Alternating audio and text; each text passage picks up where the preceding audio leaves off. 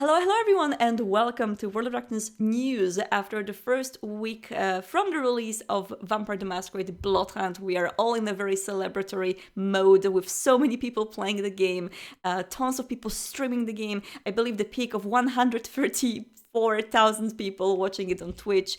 It's absolutely amazing. I've been playing the game all week, so my brain is still in very much of a battle royale mode. But I hope that you had a very good week as well. We are, of course, in the super cool month for World of Darkness, not only with the Bloodhunt released, but also with Swansong release coming super soon. We're going to talk not only about the video games, but also about the real life experiences that do join Vampire the Masquerade players all across the globe. Joining me today, there's going to be Matthew Webb talking about LARP scene of Vampire the Masquerade, and particularly about the LARP that he brings with Jackalope, the night in question, happening later this year and focusing, as usual, on Sabbat. Let's check out if Matthew is waiting for us there and see what he had prepared for us. Hello, Matthew. Are you there? Hello, how are you doing? I'm doing just perfect. Let me show you to everyone on the stream. Hi! You're looking good Hello. today. A little bit pixelated for me, but I think that's going to fix itself in a bit. You're already getting better when it comes to the connection. Please tell me, Excellent. Matthew, how are you doing today? I am doing great. It is early in the morning for me over here in Texas. Yes, I'm very happy that you were able to join me live. I do understand that the hour might be not the best for Kindred out there. Brightness of the sun out there. I uh, have these lovely blackout curtains like any kindred should, so I look exactly. appropriately dark and brooding. So, Matt, for those of you, those of people in the chat and in the viewers on YouTube who haven't had a chance to meet you just yet, could you introduce yourself to everyone very briefly? I am the creative lead of the Night in Question and one of the partners at Jackalope Live Action Studios, who's one of the LARP partners with the World of Darkness team. And we run the Night in Question LARP as well as other LARP projects around the world, especially here in Texas and around America. So let's focus on Texas today, and specifically on the night in question. What exactly is the night in question? We did talk briefly about it on the previous interview with you, but today we're going to go all in. What is this night? What is happening there? The night in question is not so much the slow horror LARP that you might see in most vampire LARPs. The night in question is set at a rave that is in 1998 that is taken over by vampires from the Sabbat. And it is a blood and guts, like visceral horror experience that we run using people who used to work on haunted houses and people who do special effects in order to create just a nice bloody, like extreme sort of horror experience using the Nordic style LARP rules. Yeah, so that's, absolutely bloody, gorgeous, and amazing. So, what can a Hmm. person expect, except, of course, except for a lot of blood and a lot of seeing a lot of blood around, what a person can expect by signing up to a night in question? Who they play as? What do they do? A majority of the characters are mortals who start off the night mortal. They are the usual kind of people you find in the world of darkness who are varying levels of terrible. And they are people who are going to an illegal rave out in the countryside in Texas in the late 90s. And what happens by the end of the night is everyone, except for a few, are mass embraced in order to be turned into cannon fodder for the Sabbat, and the rave is transformed into basically a temple of blood for them. There's a blood rave. We definitely play Confusion from Blade because we have to, Of course. and we have, Schlachta, which are the Tzimisce war ghouls, and they're fully costumed out. We have all sorts of fun things that I don't want to reveal, but it's bodies and buckets of blood, and it's very much like more of a chainsaw massacre sort of experience as opposed to the more film noir sort of horror you might expect from a Camarilla game, because this is supposed to be the spot when they're cut completely loose. Of course. And this is great because we are very often talking about how there are different ways to play Vampire the Masquerade, right? And Yes. recently we have a very, very good example of that with the upcoming Swansong, the very investigative detective video game Bloodhunt, which is that bloody mess of a event that happened at some point in Prague, where everything, like the hell, just breaks loose. Night in Question goes through the same kind of a very big moment and a very bloody moment in the history of the local vampires. So you are also pretty much like you do know Vampire the Masquerade V5 Sabbat very well, and I was Oh wondering yes. because you were organizing the Night in Question for a bunch of time right now. How do you see the Night in Question right now and the Sabbat that is involved in the Night in Question in the light of the V5 Sabbat?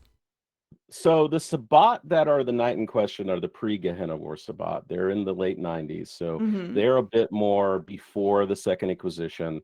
They are a bit more free with what they're doing, but you can definitely see the echoes of the events like happened the Night in Question in the V5 Sabbat. And they're the kinds of things that are the stories that are told about the Sabbat, how vicious they are, how much they embrace inhumanity, how dangerous they are. And that's the kind of echo that comes forward from V5, where if you mention the Sabbat to Camarilla and Anarchs, you are getting echoes of that. And that's where that fear, that pause comes from when someone says the Sabbat are here in the V5 setting. But you see less of that in the new setting because of the Second Inquisition, because of the decimation of the Sabbat. But as you know, as is written in the V5 Sabbat book, there's still these kind of mass embraces that happen on a much more controlled level, and they do seek out the vulnerable in order to turn into foot soldiers in their holy war. Well, at least we do not have to worry about Second Inquisition appearing in the middle of the event, right? No, no, it is definitely pre-second position. However, I'm not going to promise there aren't people who fight back. Okay, all right. Well, I know for sure that I am going to prepare for this because I am very happy to announce that I will be part of the Night in Question this year, and I will be joining you in Texas. What do you like? Like, I'm going to, of course, I ask you this question privately as well, but I would love to ask you now publicly. What can I expect from the event? So you're going to go in as a mortal. Mm-hmm. You're going to play like the first half of the game is dealing with your mortal friends and your enemies and dealing with the conflicts that come up. Then slowly you'll notice your friends disappearing, or maybe you'll disappear as well, as a few of the mortals are taken away by the Sabbat, taken to graves. We actually have a grave site where you can, if you want to, go through, like we have a fake burial we put you through where you get embraced and have to dig your way out, Oh my that we've set god! up these fake graves. Yeah, yeah. So because that's part of what part of the Sabbat ritual is the burial, right? Yes. And we set up these graves that you go in and you push your way through, and you can come out of it.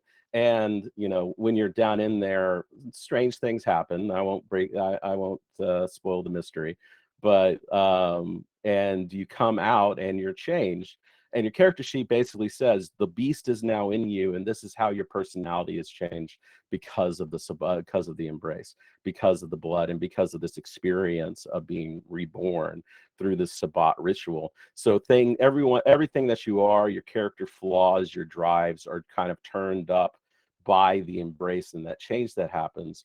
And then once the Sabbat, about a little out over halfway through the game, once the Sabbat are confident they're in control of the situation, they've turned enough mortals, then there's something called the Blitz, which is ballroom blitz plays on the dance floor. Because it's a rave, we have a dance floor going on the whole Of time. course. And that's when it's a free-for-all. Vampires can do whatever they want. You have people being like, because it's a Nordic style game, people actually negotiate stage fighting if they want to do it. And so Wow. you have people being like forced to the ground, like play forced to the ground on the dance floor and embraced and taken away.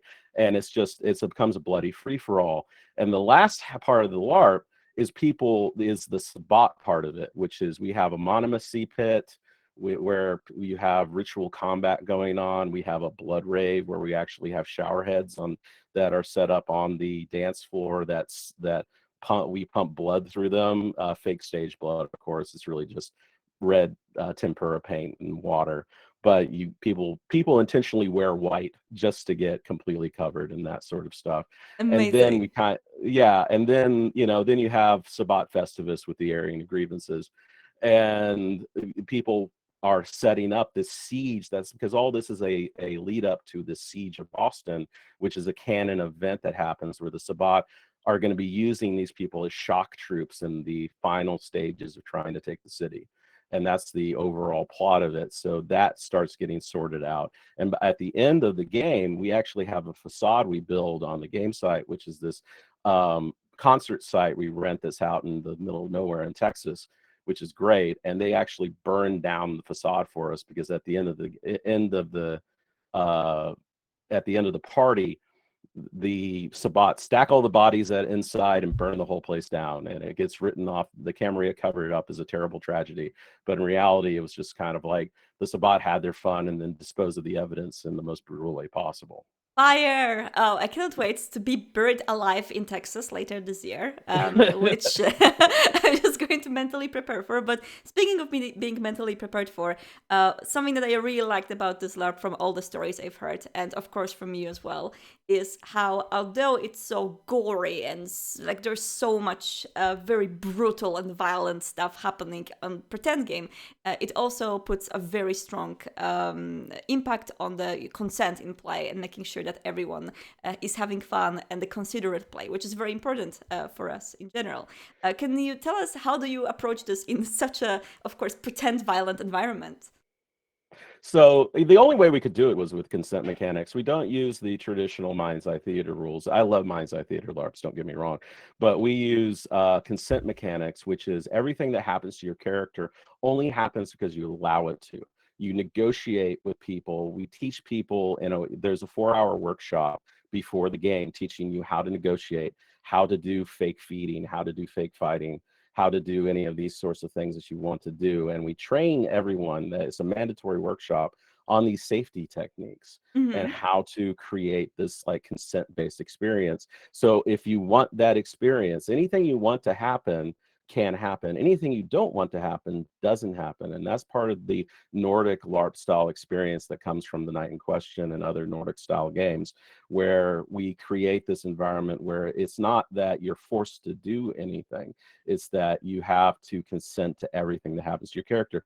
But because of that, we encourage you, like, it's more fun to lose. And this entire game is a losing situation where you're Yeah. immortal surrounded by vampires.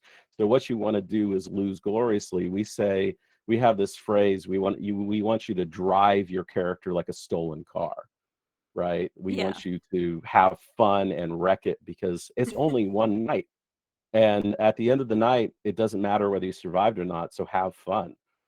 Riding characters like a stolen car is something I'm going to use way more in terms of playing my Vampire the Masquerade characters, but because that's what I do exactly. So Nice. that's great. And so for people who are listening to us right now and are like, "Hey, I do want to be buried alive in Texas," how can they sign up? Is there still a chance to sign up? There are 50 tickets left out of 175. So a lot of them are sold, but there's still plenty left. And it's it's September 17th this year. So get your tickets. They're on sale until a month before the event, but get them soon because they are over 50% sold out already. And it's just a great experience. And the tickets are $175. And also, you're supporting charity with the tickets as well, right? Yes, this year. Yeah, this year we're doing 10% of the proceeds are going to Equality Texas, which is an amazing LGBTQ support and legal foundation that's doing really great work here in Texas to address and fight for LGBTQ issues. And we decided that this year, especially, it's really important for us to support that sort of stuff and show where we stand. So we're supporting them by putting 10% of all our proceeds towards them, as well as having a donation drive so that when you buy tickets, you actually have a chance to increase, do a direct donation to Equality Texas.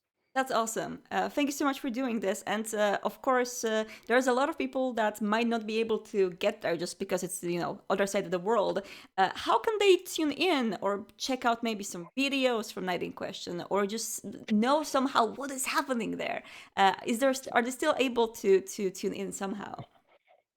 We don't have live streaming, but we do take video and pictures. So you can check us out on Jackalope LARP on Twitter, Mhm. or you can check us out at Jackalope Live Action Studios on Facebook, and you'll find galleries and videos of things that happen. We do have a photographer that goes through. There's some amazing shots of the previous year's runs, and I really encourage people because some of the shots are just beautiful, capturing this like chaotic rave environment. Yeah, I saw these pictures. We posted some on Twitter today. They're absolutely gorgeous. And of course, I wouldn't be myself if I wouldn't ask also about the online LARP that you're running on TikTok, something that we did have an interview about. So if people want to hear a little bit more about this, they can check out the archive of What News. But how is Exeter by Night doing? And can people still join? Oh, people can always join. The Discord is always open. We're having a great time doing it. We're about to kick off one of the major new plot points for Exeter by Night, which is going to the Sabbat infiltrators that we're running V5 style are having another major moment, so people can react to that, as well as having like in character court just closed up. And Exeter by Night is like a unique sort of like chaotic TikTok LARP that has so many characters, and it's even hard for me to catch up with, but it's an amazing experience. And it's Exeter by Night is the tag on TikTok. And it's fun. It's kind of like it's a TikTok LARP, but it's amazing sort of like collaborative storytelling experience that's also consent and negotiation based. I keep on watching people who are posting new stuff in Exeter, see new people joining or see people rejoining after some breaks, and it always just is so amazing. We do try to get these people highlighted in the Vamily Spotlight sometimes. But great job with this. I really hope that both Exeter and Night in Question are going to continue and be as awesome as they always were. And yeah, where we can find you, Matthew, if you want to get to know, especially your super cool lore videos on TikTok. Oh, I'm Matt Stormcrow, which is a Lord of the Rings reference if you get it. Matt Stormcrow on both Twitter and TikTok, and you can find me there. Awesome. Thank you so much, Matt, for joining me today. And I cannot wait to meet you in person in Texas later this year. I look forward to it. It's going to be amazing. I cannot wait to be again just soaked in blood and dancing in the rave as the newly embraced vampire. So until then, Matthew, thank you so much, and I hope to see you here again soon. Goodbye. Thank you very much. And that was Matthew Webb from Jackalope Studios. I really hope that you enjoyed this interview. I am going to be a part of Night in Question later this year on September 16th and 17th. So if you want to meet me there, 50 tickets left, as Matthew was saying. But in the meantime, let's go to the video game news with Vampire the Masquerade Swansong releasing a developer commentary out today. This is the commentary to the same gameplay that was already published, but this time it's going to be published with an in-depth focus from the devs, and that includes the one of the main writers of the game, as well as Matthew Dawkins, which you might be already familiar with because of the YouTube endeavors and the writing endeavors. He's going to be also co-commenting things that he had helped writing for Swansong. So this is going to be out today at 7 p.m. Central European Time. If you will go to Big Bad Wolf YouTube channel, you will be able to see the waiting line in the premiere. So the video is already being almost at the premiere. So I really recommend you to check it out later today. Of course, Swansong is out on May 19th. We do not expect any further delays. So the single-player narrative experience from Big Bad Wolf is going to be in your hands soon. And I really hope to hear more about what you think about the game. And speaking of video games, there's one big video game that we, of course, need to talk about today. And that is, of course, Vampire the Masquerade Bloodhunt with Sharkbomb developers, as usual, acting super quickly upon community feedback. We are used to it from early access and from the alpha.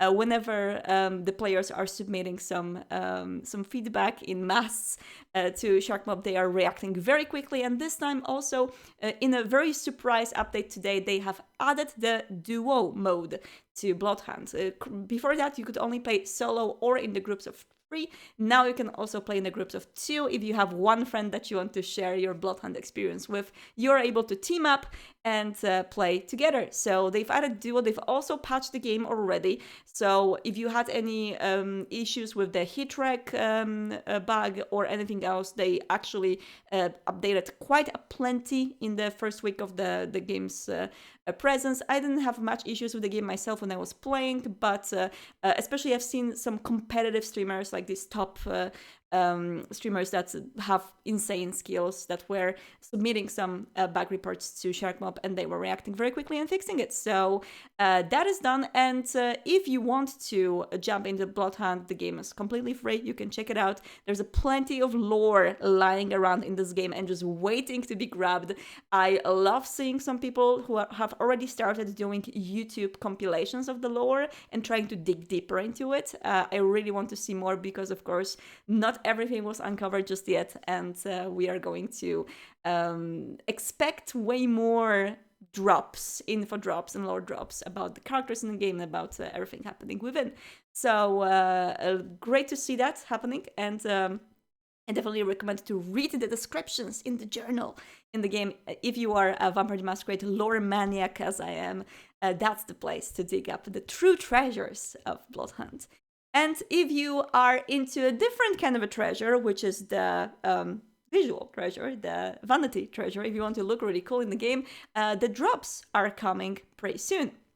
The drop calendar, which is on the Vampire the Masquerade Bloodhunt page, shares the next date where the next drop is going to happen, which is tomorrow. So if you are going to tune into Bloodhunt game Twitch channel tomorrow for the stream, you will be able to get these really cool glasses with a little charm of the cross.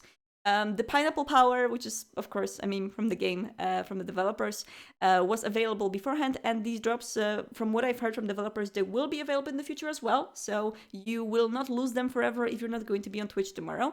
But if you want to get these items, it's a very seamless process. Basically, you just watch half an hour of the Twitch stream and it appears in your game. If you just connect your account to the Bloodhunt page, the Twitch account to Bloodhunt, you will be able to get these for free. So it's pretty cool. And if you are going to watch Bloodhunt's game tomorrow, you will get these cool glasses in the middle. So I recommend you to check out that.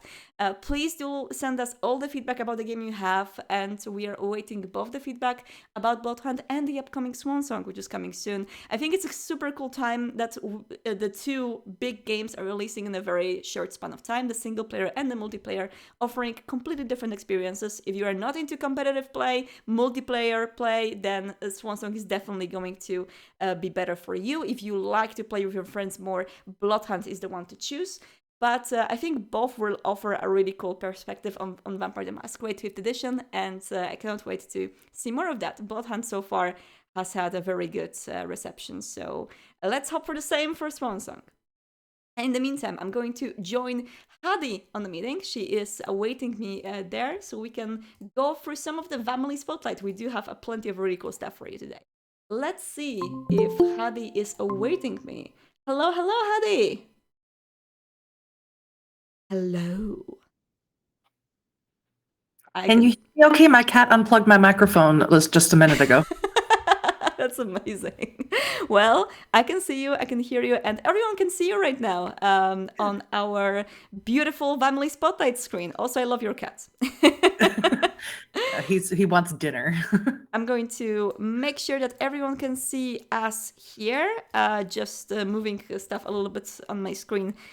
So everything is ready. Alrighty. This board is completely your fault, by the way, this week. I will take fault for this board. There was so much cool stuff going on this week. Yes, and I do recognize some of these things already from the quick glance. But yeah, let's go from the top left. Yes. Okay, so we have first Nina's Cosmos. And they are a LARPer in where I am in Germany, and they did this Malkavian cosplay, and it's so complete. I mean, they're absolutely gorgeous, first of all, but second of all, the double fangs were. I was like, yeah, excellent. And they look so natural. I cannot see the difference in between the real teeth and the fangs. I think they're exactly real. What I thought. I think they're real. It's just like we just found the Masquerade breacher. Well, I was thinking the same thing, and I did message them because I did want to say like, oh, love this, and they actually didn't follow any of the channels here because I guess because they're not that good with English. So Yeah. I did show them all the official channels, and they were like, "Oh, very excited." Oh, it's so It was cool. nice. Hey, I It was hope you're super watching nice. this right now. You look amazing and your fangs are so cool and they look real. Absolutely real. That's great. All right. What about M. Samur Bunny? So again, there was so much going on this week. I don't know. The artists were just churning it out this week. I was so impressed. I did pick this particular one. This is a Clan Ravnos. This is a Mhm. Ravnos original character, and it's because of the mirror. I wonder if you Yeah. can make out what it says. You might have to zoom way in because I had to. It is not my fault of the mirror if you gotta help me if you don't like your reflection. It is not the fault of the mirror if you don't like your reflection. That's so good. That's I like the touch of the reflection of the back of the head. I didn't even notice that until you mentioned it. That's why I put the pictures up and then I need you to analyze them because I obviously missed those details. No, this is such a good touch, because it's easy to miss, like when you're drawing, like, hey, it's a mirror in the back, but hey, maybe I should draw this person that is actually reflecting the mirror. So a very good catch in here, and it looks really, really cool. Also, that's a great jacket, right? Great jacket, and kudos for drawing with a pencil. Pencil is a mess, and I always, like, when I draw with the pencil, I smear the pencil all across the page because I cannot draw properly. I can't draw at all. No, this looks really, really cool. And yeah, like, I think the highlight that should have in the middle in here, like, you see this lighter spot?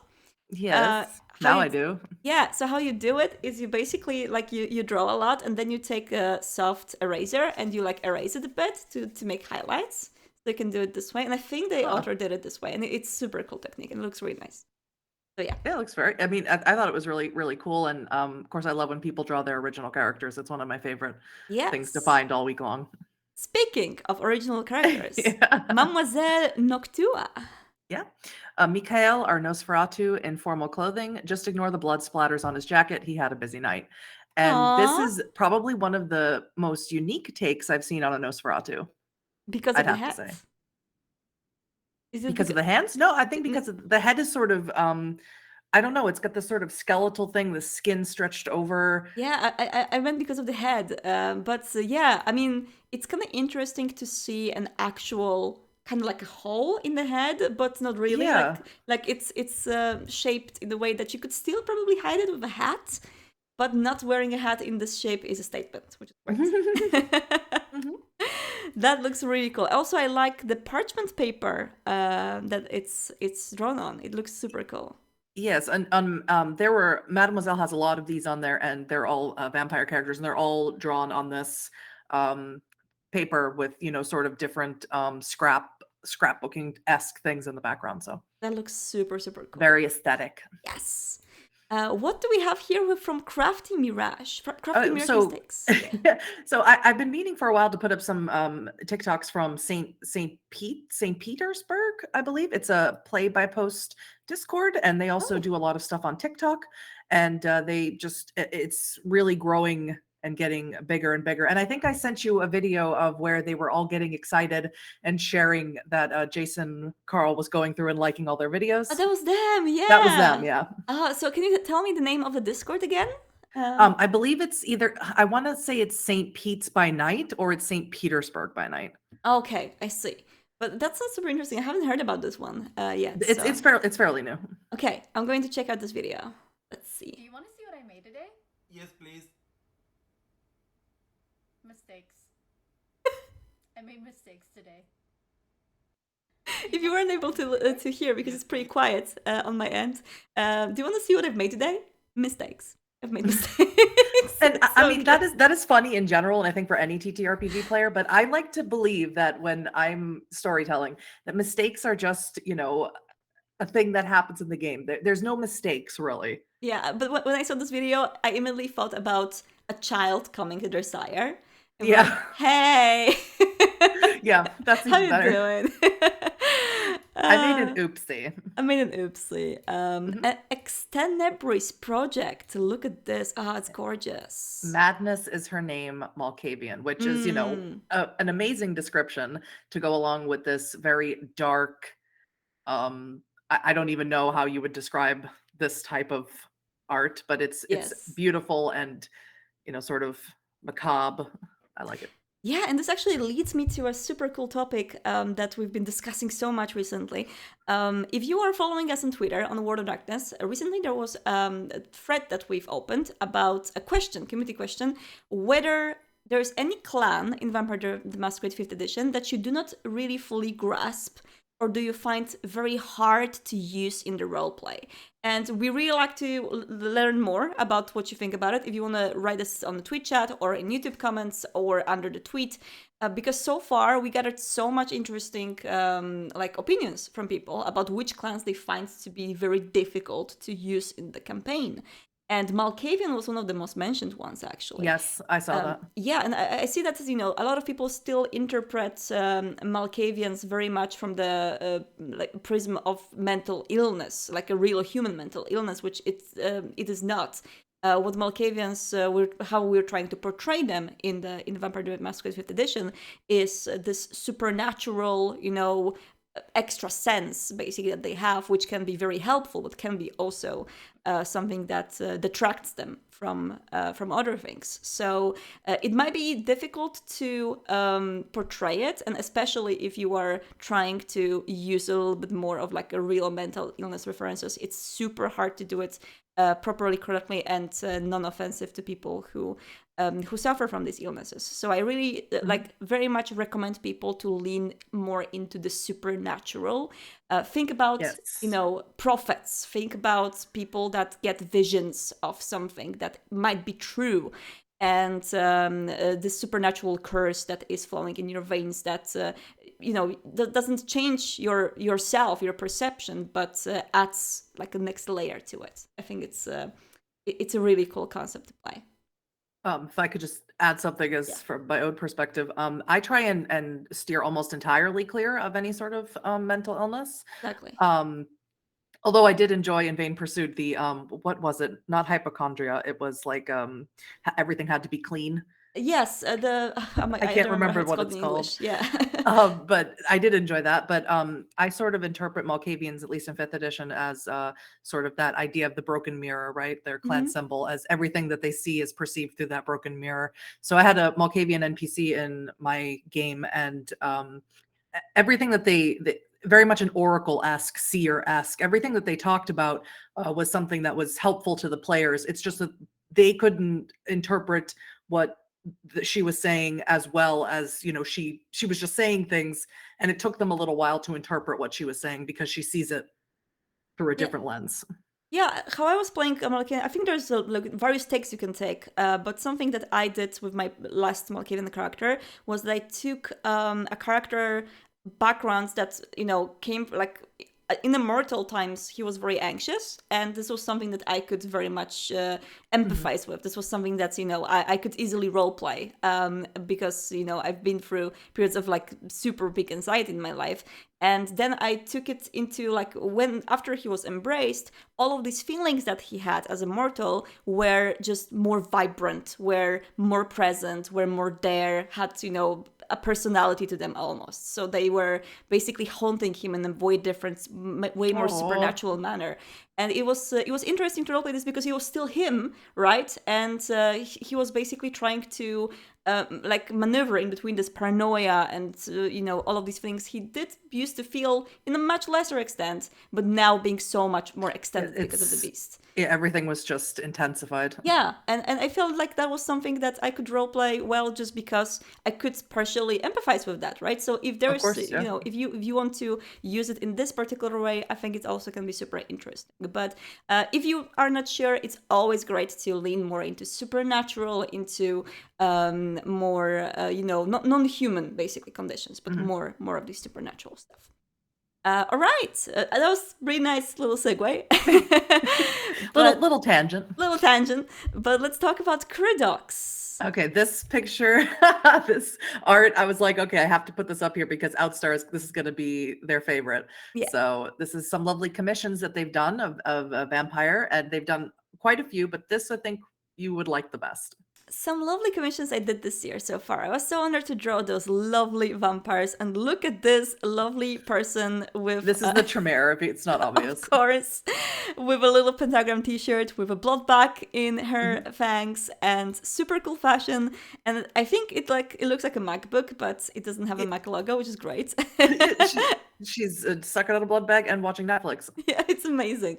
That's exactly the type of vampire I would strive to be. Yep, that's the type of vampire I would be. Yes. It's amazing. Also, I really like the little Easter eggs in the background with the logos and the Yeah, there's a lot of details. yeah, it's beautiful. It looks so good. And the tattoo. I wonder what's on the tattoo. I cannot actually discern it, but it looks good. Yep, nope, no idea. Isn't it Tolkien? No, maybe not. Maybe I'm wrong. I have no idea. I have no idea. Anyway, Bun's not in the chat, so. what about Simisi? Samitsi, sometimes you gotta just hug and kiss your ugly boyfriend. My Ventru and La Sombra. I failed to see where Aw. the uglies are, and my new favorite thing now is the Ventru and La Sombra in love. That's my new favorite thing. That's a very, very interesting dynamic. I am sure that they have a lot of very interesting arguments, but also in the in between them, they have a lot of nice smooches. Love this dynamic though. It's great, and I'm always, in favor of adding painful romance to Vampire the Masquerade, just because I have to so tell good. you, the very first vampire game I ever played, I played a La Sombra, and Josh, or Gaming FTL or Strange Adventures, played a Ventru, and our characters had very much this weird sexual tension, and now I get it. And everyone was saying that in the comments, and I just wasn't feeling it in the game, but now I get it. That's amazing. Just took me love 3 this. years to get it. I love this. No, I mean, I love when situations like this also just natively happen in the roleplay, just because something happens in between two characters that you never planned. I've had the situations multiple times with my characters, and I always was like, oh, I kind of root for them, but we're going to ruin this. So it was always super fun. I really recommend to, of course, do it in your roleplay. Make sure that it's the rules of considerate play are there, and make sure to avoid bleed. I think like bleed in romance chronicles or in romance scenes is something that is maybe not very common, but you sometimes hear about this and hear about people just not feeling very great about the roleplay after the fact. So I will be cautious with making sure that everything is considerate with consent, and talking with people. Aftercare. And aftercare, yes. And talking with people, of course, outside of the roleplay about this, because it's great. Right, so what about Alconibestia? Just a gangrel I've doodled, posing with her peregrine. Was thinking about writing a story for her in Night Road, but I already have so many ideas for different characters. So 1, it's a gangrel with a peregrine. Never even considered that pairing before. And 2, they want to, write their own story in Night Road, which I was just like, I love how much I come across people who discover vampire through Night Road or really get into it through Night Road. It's amazing. There's so many people like this. I honestly say that we would never predict how many people jumped into Vampire the Masquerade with Night Road as their first step. And we are talking about it all the time. Like I've recently had this conversation with the community member. That's let's just say that the community member wasn't very happy about Bloodhunt, and he was, he thought that it's not really much on brand and not something that has a lot of lore in it. He didn't try it, so he didn't, see the lore in the game. But we had a conversation about this, and what he said was that, but the people that play this game are not even going to read the book. So how they're fans, right? And like, people getting through every possible way into Vampire the Masquerade are fans. And it doesn't matter how they get in. And they can, of course, eventually read the book, but they don't have to. Like, if they get through Night Road or Bloodhunt, or maybe in the future a TV series, which will be super amazing, right? It's fine if they even stop there, and they still can consider themselves fans. And I see a lot of people that just played Night Road, and they are not, going anywhere deeper just yet. Maybe one day they will, but it's great to see them. It's great to see this community. And that's always the thing, isn't it? It's the foot in the door. Yeah. It's very important. Yeah, and Night Road is a great game. I'm super happy that so many people are enjoying it as much as they do, and seeing the fun art and fun stories made based on Night Road is amazing. I love this. Absolutely. Especially since the prince has like a golden eagle, and then this character would have a peregrine. I mean, that's perfect. And then you romance Letov or whatever. I think it's Letov, right? And the birds could have a little romance themselves. Yep. Perfect. All right. What about Paragon? Okay. So Jason, myself, and a bunch of people were tagged in this post. But it says, last night I had what we as a TTRPGers and gamers call a final boss fight, and I can say that I feel so proud with especially my players for helping bring life to such an intense, emotional scene that I will remember for a long time. Wow. Thank you to my friends who push me every session to tell stories that we collaborate together and bring to life these characters that truly move us. And my favorite tag in this is It's Always Nighttime in Philadelphia, which is, of course, a play on It's Always Sunny in Philadelphia, the TV show. That's so good. And Paragon is here in chat with us. Thank you so much for posting this. Things like this just warm my heart and make me teary.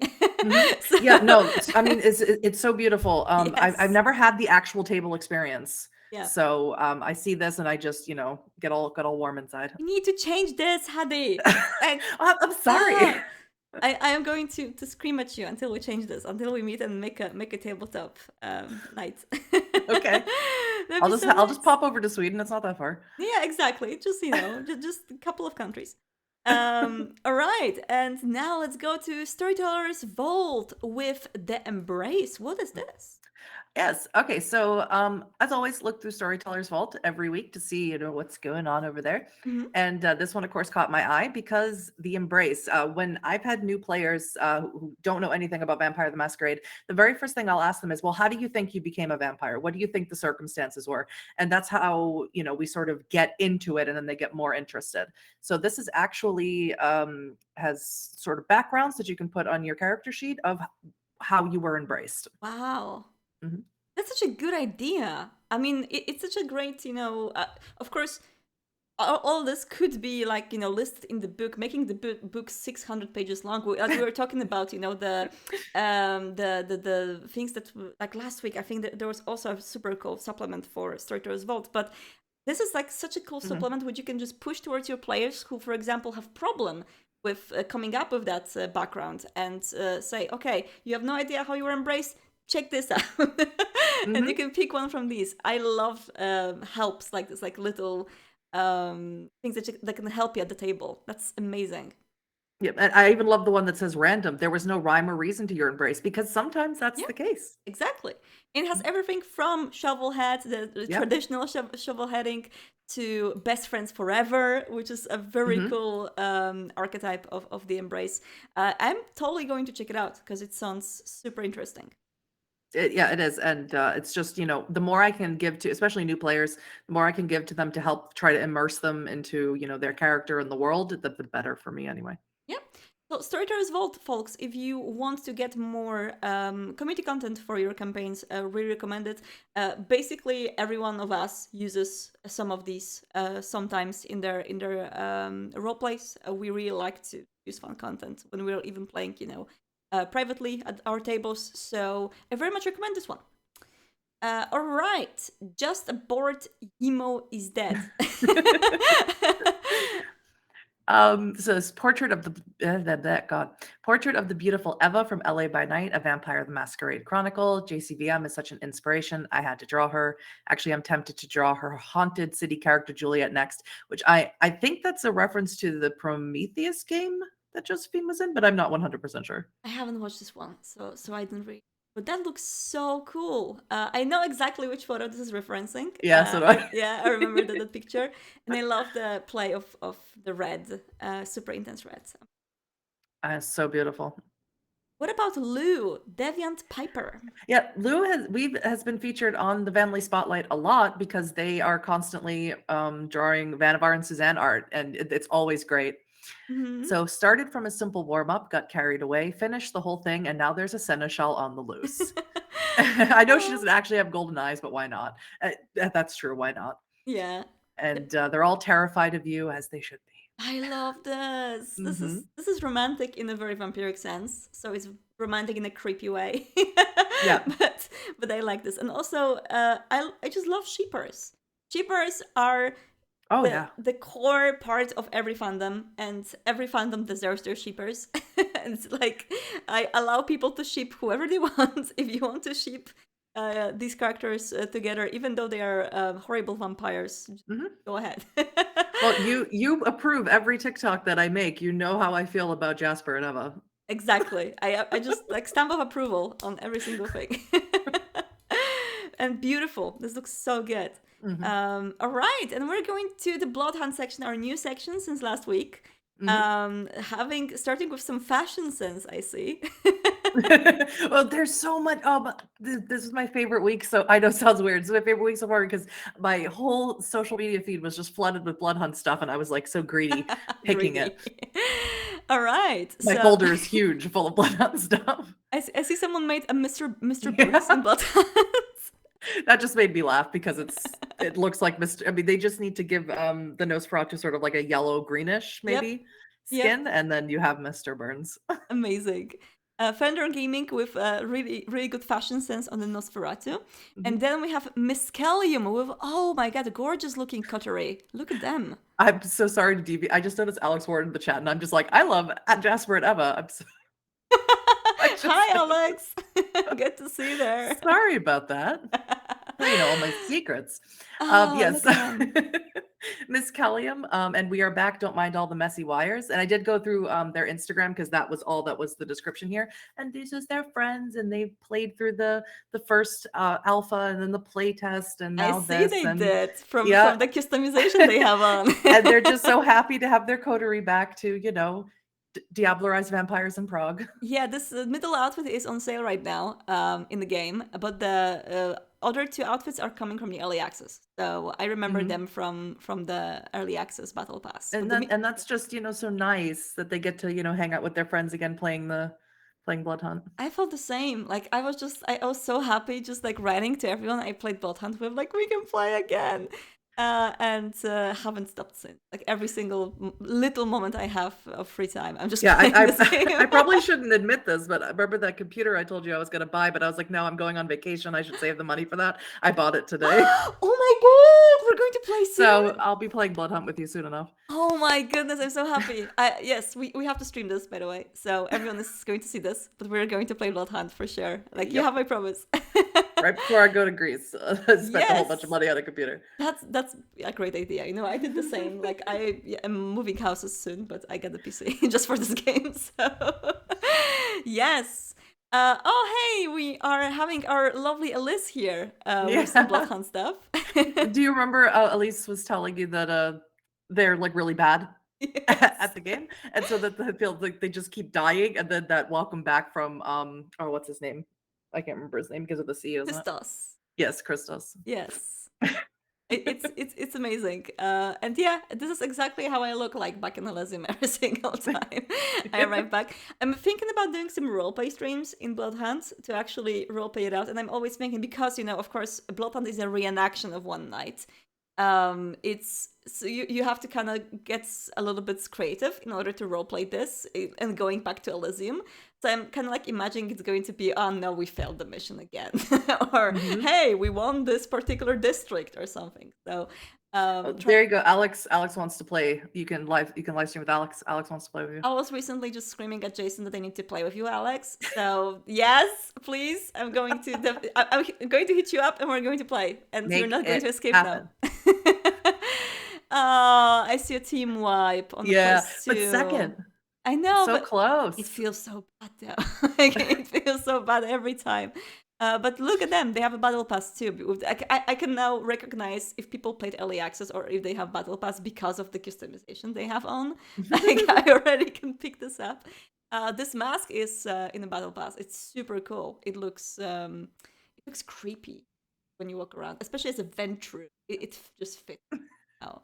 I know. I think it's really. I've seen tons of pictures with people having it on their characters. It looks really cool. Yes. All right, getting down below to wow, that's gorgeous. Yeah. So this is Amadea, and Yeah. they just sketched their siren. And I don't know, is that makeup? Is that in the game A with similar the tree? one. Similar one, but I don't remember the tree on it. There is one where you can actually, you have, Olaf is wearing it on his characters. Maybe you've seen it on the Vandal that he plays. He Probably. like, it's like darkened eyes and like a dark, like super dark paint around the face. But I don't remember the tree actually. So it looks really, really good though. I'm Yeah. sure you remember the next picture because Of you course were I do. raving about it. Yes, so people are very normal about Omnis. Completely normal, no first whatsoever, except for people posting on Tumblr everywhere. Just like being super in love with him. With them, More sorry. like kiss. More like kiss. Now they are absolutely like they're just a proof that Nosferatu are, even if they don't show the face, they're just the most romanceable clan. We need someone official to say that Nosferatu are the most romanceable clan. I am, half official because of course I'm just memeing. Well, in here. I know, but you're official. But you're known as the VTM memer, right? I know. So we need it someone doesn't like a little bit more serious. I mean, we Like do have that. Kareem, get Kareem to say We do it. have that in Camarilla book. Like it literally says, Victoria Ash says that Nosferatu are the best to romance. So Yeah, but it's it's in the book. Victoria Ash. She could just say whatever she wants. God damn. Okay, I'll tell Jason that he should say it somewhere. Jason, Justin. Yeah, did Justin. I saw Justin in the chat earlier. If you're watching us, we need that confirmation. And this is absolutely gorgeous. This was featured on Bloodhunt social media. It will be featured on our Instagram as well. Look at this cosplay. It's perfect. I know. I mean, I can't imagine how long that took to do that. It's just so good. Also, I do not have this makeup, and it's gorgeous. I want to have it, but like the recreation, even like the little line on the forehead, it's all there. It's so good. Mhm. Love it. So that's Strix Mortis on Twitter and also on Instagram. I want to check the accounts up. And someone did a very quick cosplay of Omnis. I mean, they could say that's minimal effort, but it looks pretty good to me. Yeah, minimal effort, quick cosplay late at night of the Nosferatu pretty much. Bloodhunt. It's on super close, obviously. It's super good though. It looks. We love all Omnis stuff here. Yes, please do give us more Omnis stuff. If you have more Omnis stuff, tag us, and we're going to definitely. All right, and last but not least, Half Metal Fox. Yes. Okay. So before you watch this, Half Metal Fox is someone who is new to Vampire the Masquerade, and I think that they think that the Vampire the Masquerade TikTok account is the Vampire the Masquerade Bloodhunt account. Okay. But I have been commenting on some of their stuff sometimes when they tag us, and I think they're starting to realize that there's more to Vampire the Masquerade, which is super fun. Amazing. Let me check it out. Yeah. Hey, is that armor? Oh, hello! Oh, I'm doomed. I'm sorry. And I'm gonna. It's a very, very smart player who is not shooting when the 42 is on. That's right! I'm so good at this game! God damn, I'm so good! Hey, is that armor? That's so good. I love watching compilations of people being good at this game and being happy that they're good at this game. And also something that dawned on us, like I think Bloodhunt team was tweeting about this. One of the biggest streamers out there streaming this game competitive mode and explaining on the stream to other people what Diablerie is. That was just amazing, and people are saying, but they're only playing this game for shooting, but they're actually getting the lore and they get well. Yeah, great. Yeah. And you never know when a person is just going to be playing a BR just to have fun with their friends, and they're going to stumble across something, and then they're going to want to know. That's exactly what happened to me playing, Bloodlines, where suddenly I was like, there's more to this thing that I'm playing. Same, exactly. I was like looking for more information. That's how I found the books, right? But the same is happening with Bloodhunt. And if people do not believe that, people can actually be led from Bloodhunt into role playing, I really recommend checking out the Bloodhunt Discord and the lore discussions channel. There's so many people who know nothing about Vampire the Masquerade who are so interested in it.